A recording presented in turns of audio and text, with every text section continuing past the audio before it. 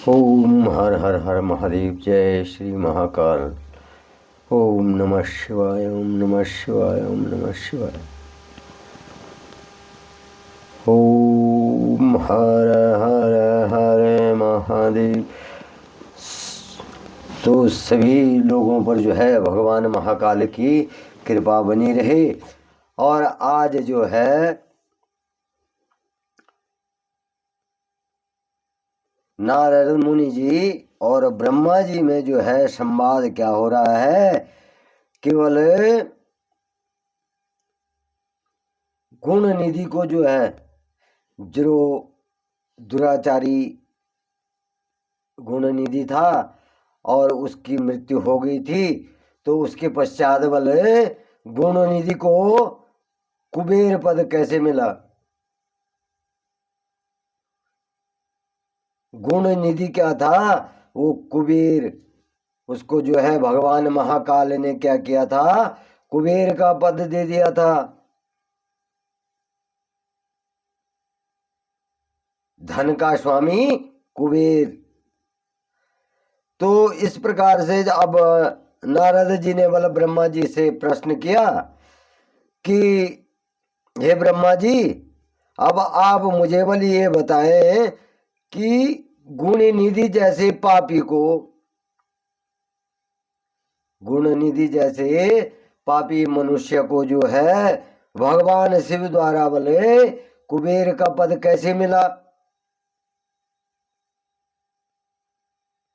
भगवान शिव ने जो है कुबेर को क्या कर दिया, गुण निधि को क्या कर दिया था, कुबेर का पद दे दिया था। पहले तो उसको राजा बनाया, कलिंग देश का राजा बनाया, और उसके उपरांत बोले कुबेर की पदवी दे दी गुण निधि को। तो नारद जी कह रहे हैं कि हे प्रभु, कृपा करके बोले इस कथा को मुझे बताएं। तो तब नारद जी कह रहे हैं, हे नारद, शिवलोक में बोले सारे दिव्य भागों का उपभोग तथा उमा महेश्वर का सेवन कर वह अगले जन्म में कलिंग के राजा अरिदम का पुत्र हुआ। भगवान महाकाल के और माँ पार्वती की प्रार्थना पूजा पाठ करके जो है उसके सारे पाप तो मुक्त हो गए, और भगवान महाकाल ने उसको पुनर्जन्म में जो है कलिंग देश, कलिंग देश था। आज सारे देश, जो सारे देश प्रदेश है उनके नाम अलग अलग हो चुके हैं, लेकिन उस समय कलिंग देश था। तो उसका बल राजा कौन था, अरिदम। उसका राजा, उस देश का कलिंग देश का राजा अरिदम था। और अरिदम के घर में जो है दम नाम से जो गुणनिधि था, उसने अरिदम के यहाँ जन्म लिया, पुत्र रूप में जन्म लिया कलिंग देश के राजा के यहाँ। और उसका नाम बल दम पड़ा। उन्होंने उसका नाम क्या, अरिदम का पुत्र दम, तो उसका नाम जो है दम रख दिया। तो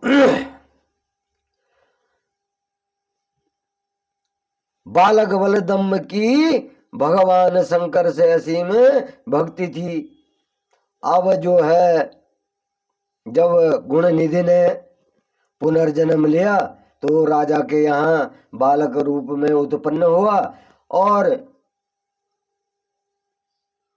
जो है उसकी महाकाल पे जो है अनन्य भक्ति थी। वो शिव शंकर का जो था महान भक्त बन गया। और वो बोले सदैव क्या करता था, शिव जी की सेवा में लगा रहता था, भगवान शंकर की सेवा में लगा रहता था, और अन्य बालकों से मिलकर बोले शिव भजन करता था। वो और बच्चों को इकट्ठे करके और शिव भजन को करता था। वो और बच्चों से भी जो है भगवान महाकाल का भजन करवाता था। और जब वो युवा हो गया तो उसके पिता क्या है, अरिदम्म की मृत्यु हो गई। जो राजा थे उनकी क्या हो गई, मृत्यु हो गई। तो जब मृत्यु हुई तो उसके पश्चात वाला दम्म जो है सिंहासन पर बैठ गया। तब जो है दम्म जो है राजा बन गया। अब जब दम्म बल राजा बन गया और सब ओर से शिव धर्म का प्रचार प्रसार करने लगा। जब दम्म राजा बन गया तो वो क्या करने लगा, शिव धर्म का प्रचार प्रसार करने लगा और शिव की अनन्य भक्ति करने लगा। और उसने अपने राज्य में जो है रहने के लिए जो है रहने वाले सभी ग्रामाध्यक्षों को, सभी गांवों में आज्ञा दी कि शिव मंदिर में दीप करना सबके लिए अनिवार्य है। जो ग्रामाध्यक्ष आजकल जो है हमारे जो है ये प्रधान वगैरह जो गांवों में, तो उस समय जो है मुखिया हुआ करते थे, जागीरदार जो हुआ करते थे ग्रामों में, तो उनको आदेश दे दिया कि जितने भी शिवलिंग हैं तुमको उसमें जो है दीपदान जरूरी है। तुमको वहां दीपक जला करके पूजा करनी जरूरी है और ये सबके लिए अनिवार्य है। और अपने गांव के आसपास जितने भी शिवालय हैं वहां बल सदा दीप जलाना चाहिए। जो आपके इधर उधर जो है, आपके गांव के इधर उधर भी बल जो है, तो आप लोगों को भी बल क्या करना चाहिए, शिव मंदिरों में दीप दान करना चाहिए, दीपक जलाना चाहिए। जो आपके गांव के अगल बगल में भी जो है शिव मंदिर है, या आपके गांव में है, या आपके गांव के अगल बगल में है, तो उनमें भी क्या करना चाहिए, दीप दान करना चाहिए। आप अपने घर में तो जलाते ही हैं, लेकिन जो शिव भगवान महाकाल के नाम पे जो मंदिर बने हैं, जहां आप सावन के महीने में भी जल चढ़ाने जाते हैं, जल अर्पित करते हैं, तो वहां भी क्या करना चाहिए, वह हमेशा दीप दान करना चाहिए, दीपक जलाने चाहिए वहां। तो इस प्रकार से जो है अब राजा दम्म जो है भगवान का जो है परम भक्त बन गया और उसने जो है सभी लोगों को दीपदान करना अनिवार्य कर दिया और शिव धर्म का पालन करना भी सभी के लिए अनिवार्य किया और खुद भी जो है शिव धर्म का पालन करने लग गया। इस तरह से बोला जो है वहां जो है सदा बड़े बड़े जो है जो राजा दम्म थे, गुण निधि जिसका पुनर्जन्म हुआ था, तो वो क्या हो गया बोले, बड़ा धर्मात्मा कहलाने लगा। और उसे उसके राज्य में भी बोले सभी जो है उसके गांव के आसपास भी बोल जो है सभी धर्मात्मा कहलाने लगे।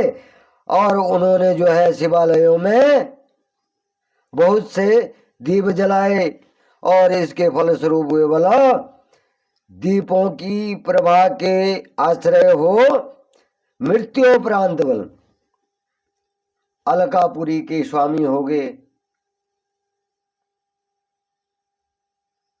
जब जो है राजा दम्म ने जो है भगवान की पूजा की, भगवान के मंदिरों में दीपक जलाए और महान शिव भक्त हो गए, तो उसके मृत्यु के पश्चात बोले जब उनकी मृत्यु हुई तो वो क्या हो गए, अलकापुरी के राजा हो गए। उनको भगवान महाकाल ने जो है मृत्यु के पश्चात जो है फिर अलकापुरी का राज दे दिया। और ब्रह्मा जी बोले कि हे नारद,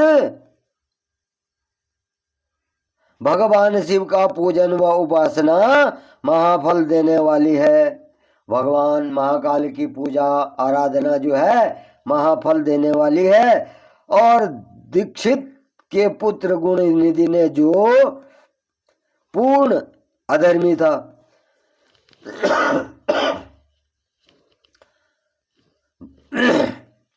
जल निधि क्या था, गुण निधि, गुण निधि क्या था, बड़ा ही अधर्मी था। और अब बोले मैं तुम्हें भगवान शिव के साथ मित्रता की विषय में बताता हूं।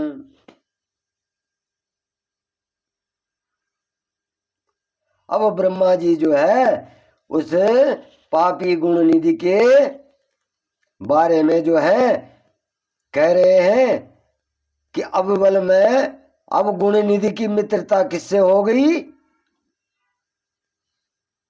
दम उससे, गुण निधि से भगवान महाकाल की मित्रता हो गई गुण निधि से। कैसे, पहले वो राजा दम्भ बना और उसके बाद जो है उसको फिर मृत्यु के उपरांत क्या करा, उसको अलकापुरी का राजा बना दिया। तो इस प्रकार से कह रहे हैं नारद जी कि जो है अब मैं बोल तुम्हें उस भगवान शिव की और उसकी जो है किसकी, गुण निधि की मित्रता की बल कथा सुनाता हूं।